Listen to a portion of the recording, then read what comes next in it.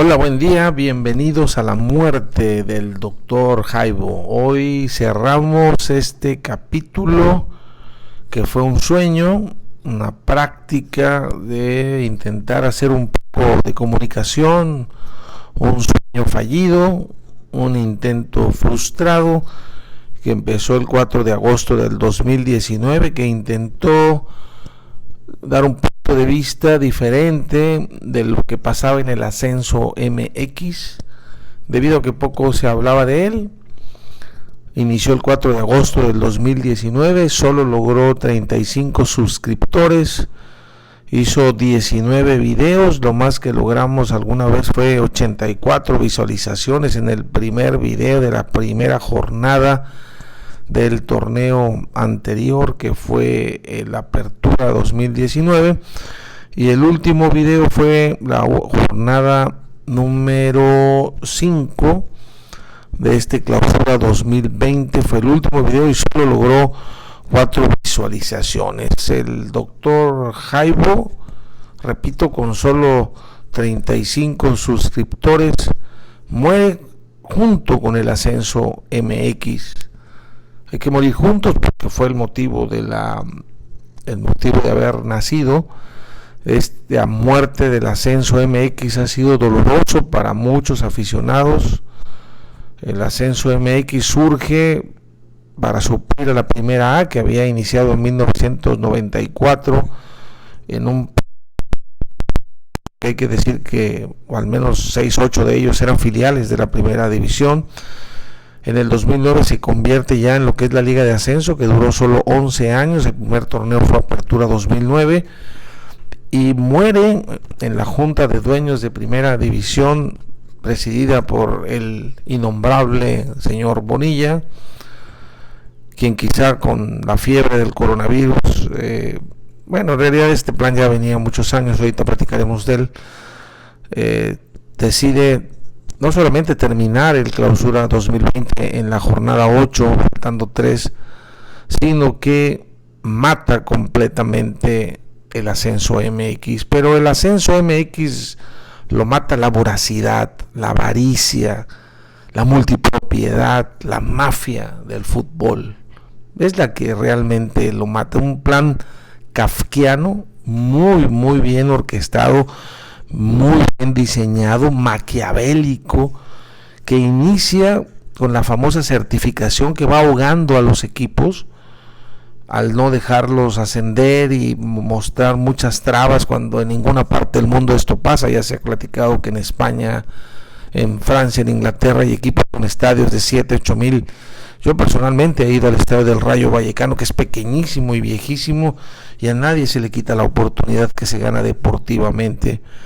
Pero cuando la certificación no deja ascender a los equipos de la segunda división, y en su momento Tepatitlán, alguna vez incluso Loros, que después finalmente lo logró ganando los campeonatos de Liga Premier, no pudieron ascender, hace que se vaya contrayendo el ascenso MX y pasa de 18 a 17, a 15, a 14, a 12 equipos.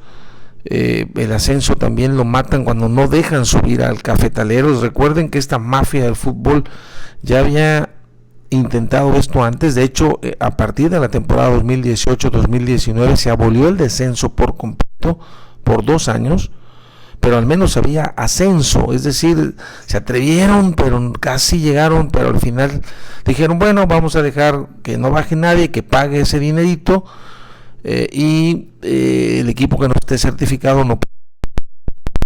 En el ascenso 2018, que se quedó el Veracruz, para después ver en qué terminó eso, pero bueno, se pensaba completar de 18 a 20 equipos, pero ya estaba el que finalmente este viernes pasado lo terminaron cerrando. Por su se olvidó aficiones de gran arraigo como la nuestra, el Tampico Madero, la del Zacatepec, la del Atlante y la del Correcaminos, y algunos que ya se habían hecho fuertes en el ascenso, como Mineros, por ejemplo, Alebrijes. La verdad es que con una asistencia promedio de 4,000 personas por juego era imposible también sobrevivir.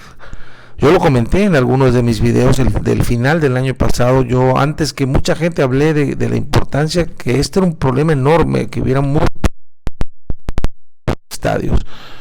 Por ahí Luis Castillo en El Récord tuvo una nota donde habla de que 52 millones de pesos cuesta una temporada en el ascenso MX, y que se estudió que los dueños de los equipos recuperan solo 9 millones, y eso contando ingresos de publicidad, porque las entradas de 4,000 pesos, Alebrijes cobraba 70 o 100 pesos la entrada, imagínense, era imposible. El déficit era de más de 40 millones de pesos, y con solo 12 equipos era prácticamente imposible salvar el ascenso. Se le pudo haber ayudado, por decía, a ver, da soluciones, pues había varias. En la Liga Premier hay equipos, el mismo Tepatitlán, en su momento Coyotes de Tlaxcala, Mazatlán tiene un estadio que pudo haber albergado también un equipo. Hay varios empresarios tirándole esa plaza. Pudo haber habido salarial. Había jugadores que no alcanzaban equipo en primera división, que tenían contrato, los aventaban al ascenso, pero los sueldos andaban en casi de primera división, 600,000, 400,000 pesos mensuales. Era imposible, de tal manera que se pudo, por supuesto, haber hecho para ayudar a salvar esta división, pero no, el plan, el verdadero problema se viene cuando precisamente el Grupo Orlegui compra puntos abajo en la próxima temporada. Sin duda alguna, una inversión de 30 millones de dólares o más se iba a perder en un descenso, y el Grupo Orlegui se puso a trabajar muy bien para salvar al Atlas. Eso es lo que queda realmente en la percepción final. Prácticamente no hay duda de que de la ascenso se da a billetazos, y esto lo voy a explicar en un momento más. Como comentaba, este pasado viernes 24 se cerró este plan perfectamente trazado, que en sus inicios, cuando debaten 2 semanas atrás con los dueños del ascenso MX, en una votación que al final se cerró de manera muy significativa, convencen a los dueños. Ahorita vamos a ver las condiciones, y cómo no lo van a convencer si en esa liga había multipropiedad, pero bueno, esta vez se fueron en grande. Después de esto, en la misma primera división también hay, valga la redundancia, división de opiniones, pero sacan adelante, y finalmente les faltaban los... Ya no hubo ni siquiera votación, fueron muy inteligentes al no suprimir el ascenso de tercera a segunda y de segunda a la nueva Liga de Desarrollo. Y así, a base de dinero, como vamos a ver, surge la mal llamada Liga de Desarrollo, que inicialmente pensaba ser una liga con un límite de edad de 23 años, que no le veía sentido. Para desarrollar jugadores jóvenes está la sub-17, la sub-21, la sub-20. A los 23 años ya están un poco grandecitos para estarse desarrollando, pero que al final, en una y marrullero, terminan diciendo, es una liga de desarrollo. Imagínense, 8 jugadores sin límite de edad, 8, no hay límite de extranjeros. ¿Cuál es el desarrollo para los jóvenes en esta liga? Pero ellos solos se hacen tontos y se fueron con la cuchara grande. No son 2 temporadas como ya se había planeado, son 6, iban por 5, terminaron con 6 temporadas donde no habrá ascenso y descenso, y para perjudicar al fútbol mexicano. No solamente no reducen extranjeros, sino que hay eliminación de la regla de menores para que la primera división ya pueda utilizar los jugadores que quieran. Invitan a los 12 clubes más 3 clubes de la Liga Premier y piensan complementar los 20 equipos con filiales de la primera división. Y aquí viene el detalle, escúchenlo bien. Se le dan 60 millones de pesos en este momento a los 12 clubes, que son 5 para cada quien, 5 millones para solventar el problema que dio el COVID y la suspensión del campeonato. Y aquí viene la cereza del pastel: 240 millones anuales por 6 temporadas para estos 12 equipos que aceptan no ascender por 6 años. Les van a dar 20 millones a cada equipo, que van a salir estos 240 millones anuales, porque va a pagar 120 millones el último lugar, que seguramente será el Atlas, 70 millones el penúltimo y 50 millones el antepenúltimo. Es un negocio redondo para ambos. ¿Cuánto costaría un equipo de primera división que está más o menos valuado en términos generales 30 millones de dólares? Una franquicia de primera división, que estaríamos hablando ahorita de 750 millones, solamente pagarían 120 y siguen en primera división. Y estos 240 millones se van a repartir 20 para cada equipo, en los cuales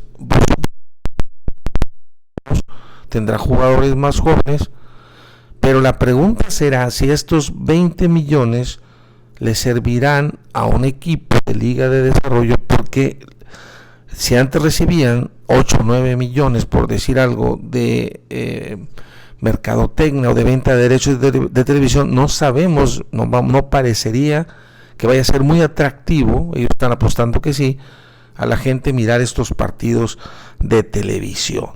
Es decir, todos salieron ganando, porque los clubes que se quedan van a seguir teniendo, repito, 20 millones por año seguros, más los que logren de entradas, más lo que logren de venta de camisetas, de publicidad.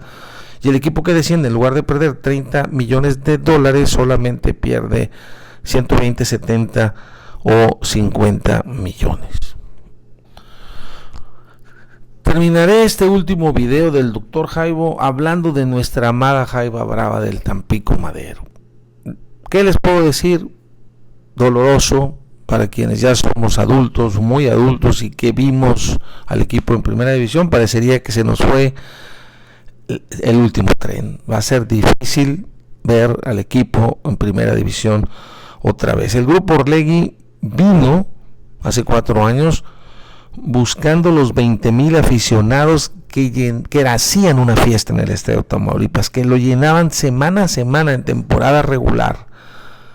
Y Orlegui olvidó que esos 20,000 aficionados iban porque el boleto costaba 30, 50 pesos, porque el equipo daba espectáculo y porque el equipo estaba bien unido a su afición.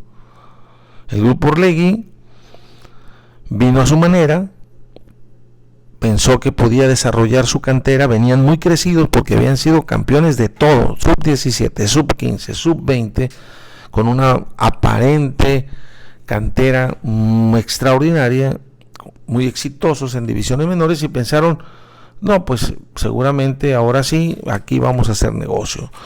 Pero el primer campeonato fue un fracaso, último lugar general, un equipo de juveniles, y no podemos decir que no invirtió, porque el grupo Orlegui sí se gastó una gran cantidad de dinero en nuestro estadio.